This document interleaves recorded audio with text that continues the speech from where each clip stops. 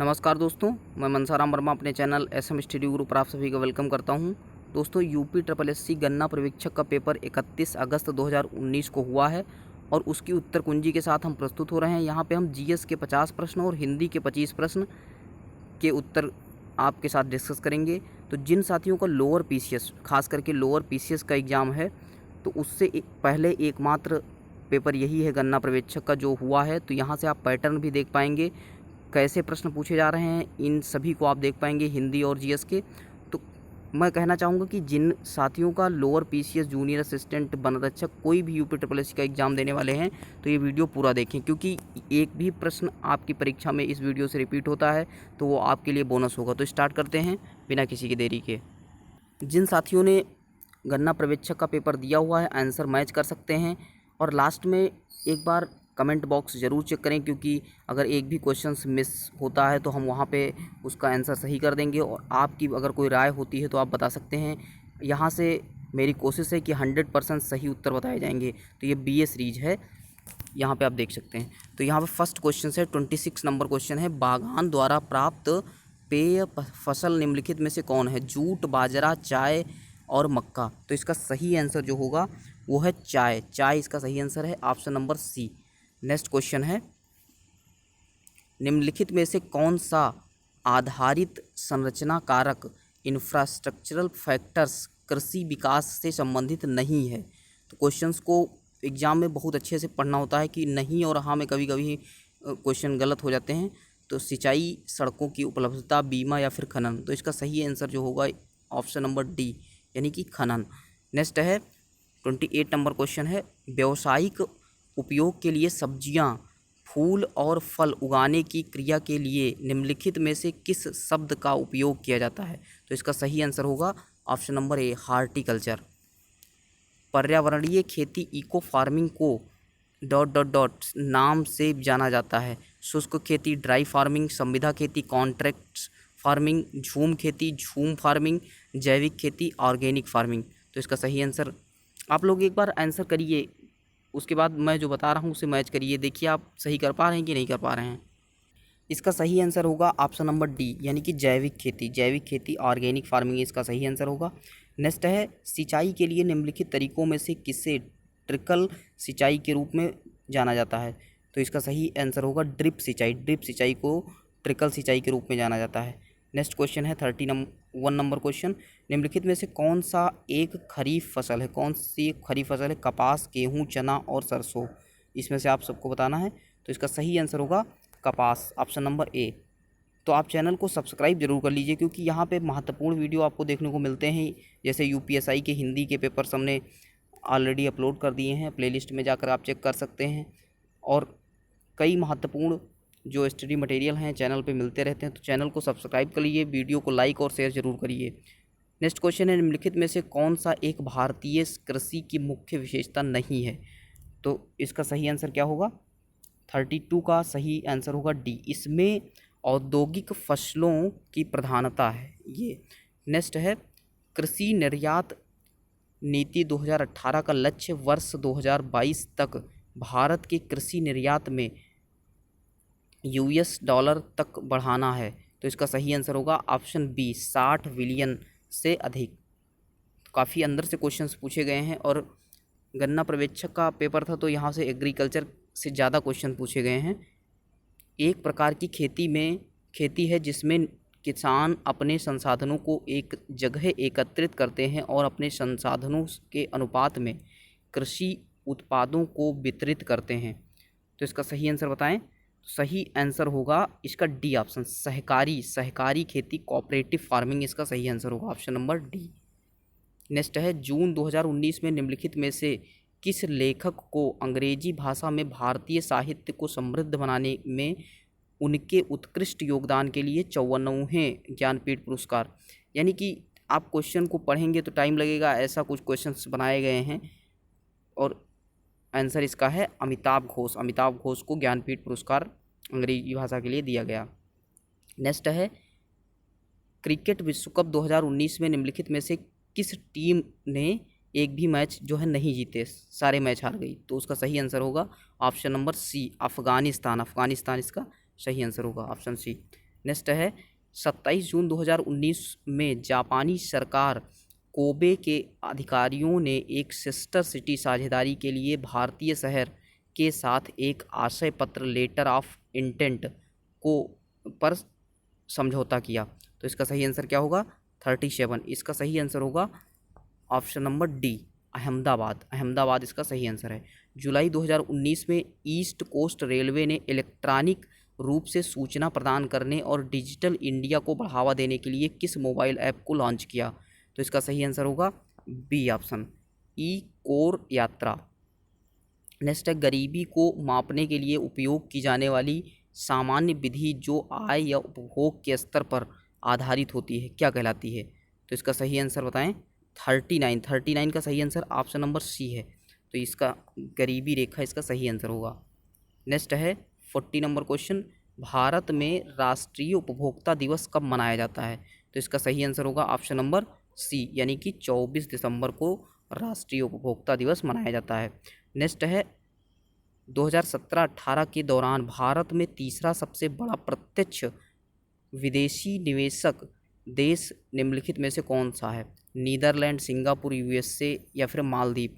तो इसका जो है ए ऑप्शन सही होगा, नीदरलैंड।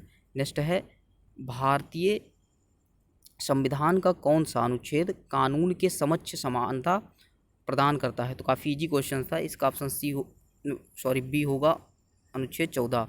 नेक्स्ट है मौलिक कर्तव्यों से संबंधित अनुच्छेद 51A को संविधान में द्वारा शामिल किया गया है।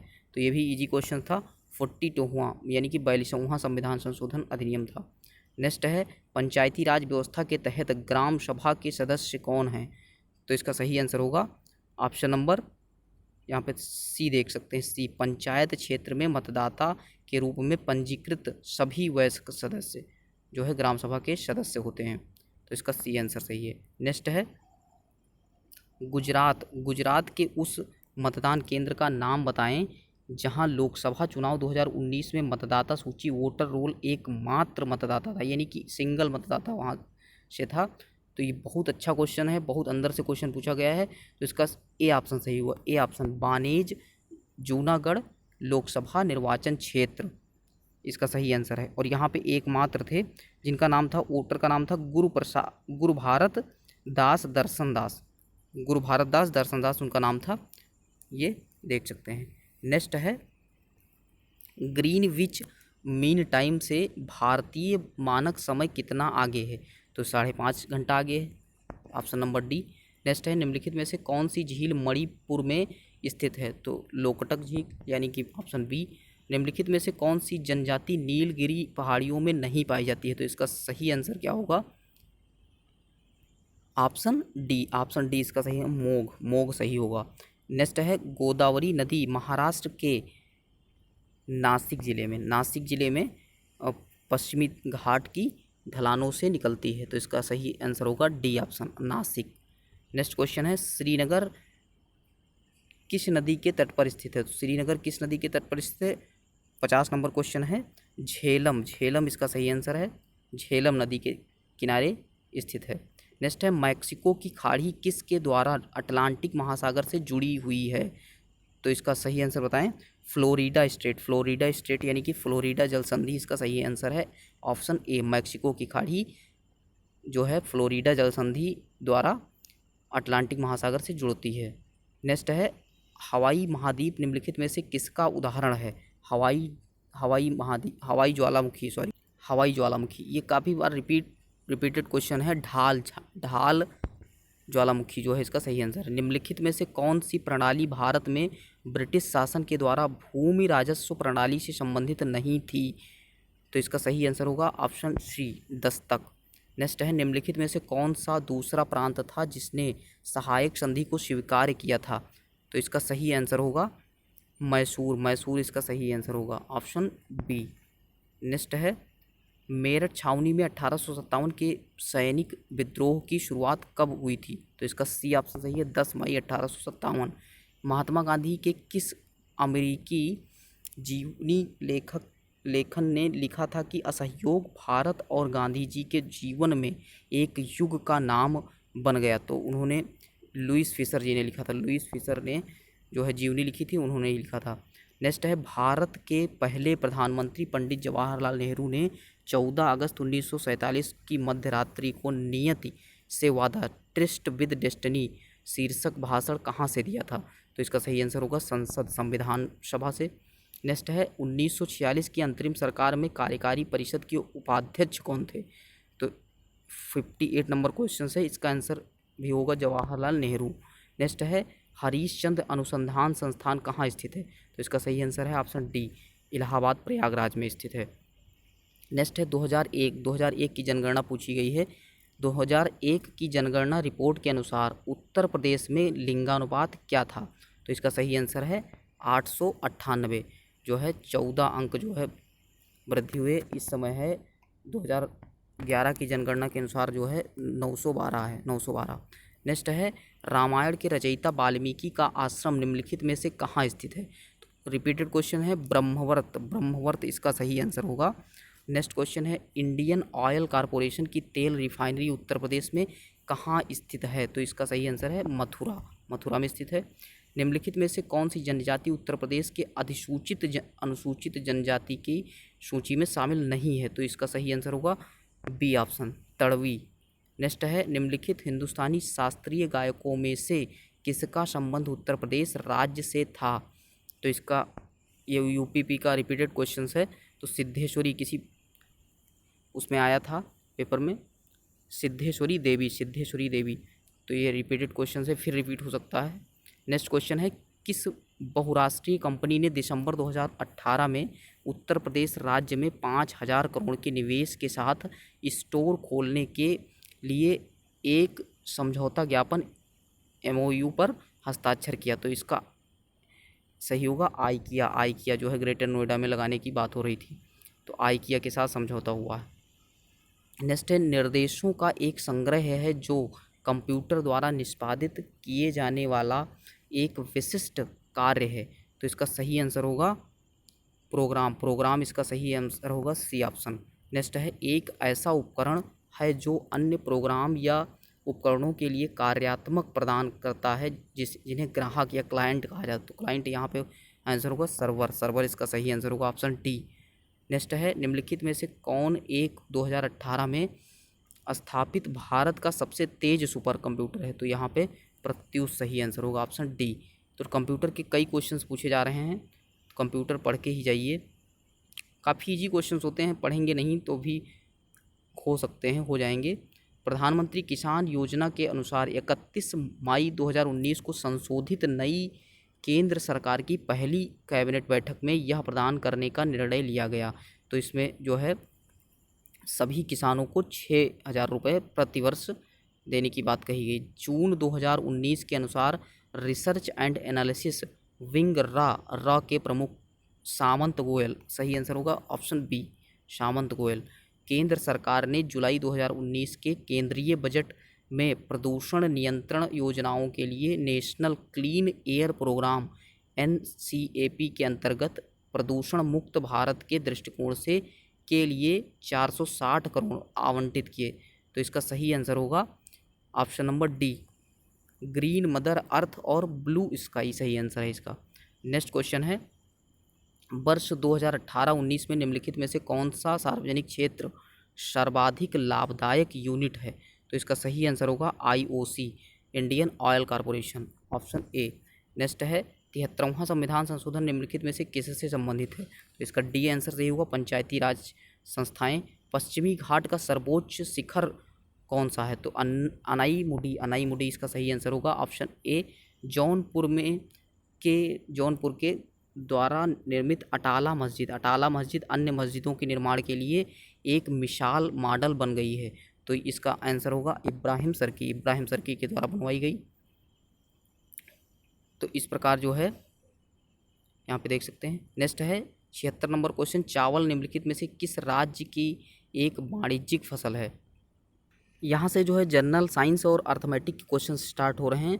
तो जो है साइंस और मैथ और प्लस रीजनिंग, इसका जो है सॉल्यूशन आप लोग अगर कमेंट करते हैं तो हम नेक्स्ट वीडियो में दे देंगे, क्योंकि ये वीडियो काफ़ी लंबा हो जाएगा। तो हिंदी के क्वेश्चन हम डिस्कस कर लेते हैं। और वीडियो के लास्ट में आप लोग कमेंट ज़रूर किया करें। कमेंट आप करेंगे, लाइक करेंगे, शेयर करेंगे तो इससे मोटिवेशन मिलता है और पता चलता है कि आपका रिएक्शन कैसा है। तो यहाँ पे हम 25 क्वेश्चंस जनरल हिंदी के जो है डिस्कस कर रहे हैं, तो इनके आंसर्स आप एकदम रट लीजिए क्योंकि कहीं किसी भी एग्ज़ाम में रिपीट हो सकते हैं। निर्मला उपन्यास के लेखक कौन है? तो इसका सही आंसर होगा प्रेमचंद्र जी। प्रेमचंद्र जी का इसका सही आंसर बी है। हुंकार काव्य संग्रह के रचयिता कौन है? तो इसका सही आंसर होगा रामधारी सिंह दिनकर जी, राष्ट्रकवि कहा जाता है। नेक्स्ट क्वेश्चन है लाल पीला होना यानी कि बहुत ज़्यादा जो है प्रसन्न होना, सॉरी गुस्सा होना, बहुत ज़्यादा गुस्सा होना। ऑप्शन नंबर ए इसका सही होगा। नेक्स्ट है बहुत कंजूसी का आशय व्यक्त करने के लिए उपर्युक्त लोकोक्ति है, तो इसका सही आंसर है सी ऑप्शन, चमड़ी जाए पर दमड़ी ना जाए। नेक्स्ट क्वेश्चन है दो विपरीतार्थ शब्दों के बीच कौन सा विराम चिन्ह लगता है? तो यहाँ पे सही आंसर होगा योजक चिन्ह। नेक्स्ट है यहाँ पे देख सकते हैं, नेक्स्ट है 156 क्वेश्चन नंबर है पर किस कारक का परसर्ग है? पर, तो यहाँ पे अधिकरण में पर होता है, तो यहाँ ऑप्शन नंबर डी इसका सही आंसर हो जाएगा। डी जो है इसका सही आंसर है। निम्नलिखित में से कौन सा शब्द स्त्रीलिंग है? तो इसका स्त्रीलिंग सही आंसर होगा जमीन जो है खरीदी या बेची जाती है, तो इस प्रकार स्त्रीलिंग है।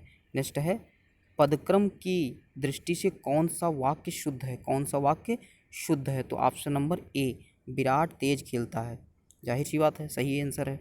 नेक्स्ट है बर्बर का विलोम शब्द होगा डी ऑप्शन सभ्य। नेक्स्ट क्वेश्चन है ऊपर की ओर उछाला हुआ, तो इसका सही आंसर होगा ऑप्शन नंबर बी उत्क्षिप्त यानी ऑप्शन नंबर बी सही होगा। नेक्स्ट क्वेश्चन है निम्नलिखित में से कौन सा समुद्र का पर्यायवाची नहीं है? तो यहाँ पे ये अम्बुद क्या है? बादल का पर्यायवाची। नेक्स्ट है बर्तनी की दृष्टि से शुद्ध शब्द है आनुषंगिक ऑप्शन नंबर बी, यानी इसका अर्थ होता है जो अपने आप जो घटित हो उसको हम कहते हैं आनुषंगिक। नेक्स्ट क्वेश्चन है अभीष्ट का संधि विच्छेद होगा, तो अभीष्ट का संधि विच्छेद होगा ऑप्शन नंबर डी अभी प्लस ईस्ट। नेक्स्ट क्वेश्चन है अंतिम के किस प्रत्यय का प्रयोग किया गया? अंतिम में कौन सा प्रत्यय लगा है? तो यहाँ पे आंसर होगा इम प्रत्यय, सी ऑप्शन सही होगा। कला प्रवीण का आंसर होगा बी, अधिकरण तत्पुरुष है यहाँ पे, ऑप्शन नंबर बी सही होगा। नेक्स्ट क्वेश्चन है 166 निम्नलिखित में से कौन सा शब्द तत्सम है? तो यहाँ पे सही आंसर होगा इसका ए ऑप्शन सही होगा। यहाँ पे छाया जो है इसका सही आंसर है छाया। नेक्स्ट है टावर्ग का सही आंसर होगा मूर्धन्य। नेक्स्ट है कौन सा दीर्घ स्वर है? तो 168 ए ऑप्शन सही होगा यहाँ पे बड़ा। नेक्स्ट है शासकीय पत्र में पत्र संख्या के नीचे बाईं ओर क्या लिखा जाता है? तो यहाँ पे प्रेषक पदाधिकारी का नाम और पद नाम लिखा जाता है। तो नेक्स्ट है अधिसूचना के संदर्भ में कौन सा कथन गलत है? अधिसूचना के, तो यहाँ पे बी ऑप्शन सही होगा, इनमें प्रेषक का उल्लेख होता है। नेक्स्ट है यहाँ पे आप पैराग्राफ एक बार पढ़ लीजिएगा, हम यहाँ पे पॉज करके जो है आप पैराग्राफ पढ़ लीजिएगा यहाँ पे, और हम आंसर बता देते हैं इसके। पूंजीवादी समाज में लेखक और पाठक के बीच क्या आ गया है? तो यहाँ पे इसका सही आंसर होगा बाजार जो है सही आंसर है सी। नेक्स्ट है पुराने समाज में कला की सुरक्षा का दायित्व किसका था? तो यहाँ पे डी ऑप्शन सही होगा समाज का जो है यहाँ पे सही आंसर है। नेक्स्ट है कला क्षेत्र के संकुचन का आशय है, तो इसका सही आंसर होगा ऑप्शन नंबर बी कला का दायरा सीमित होना। अजनबीपन का आंसर होगा एकाकीपन।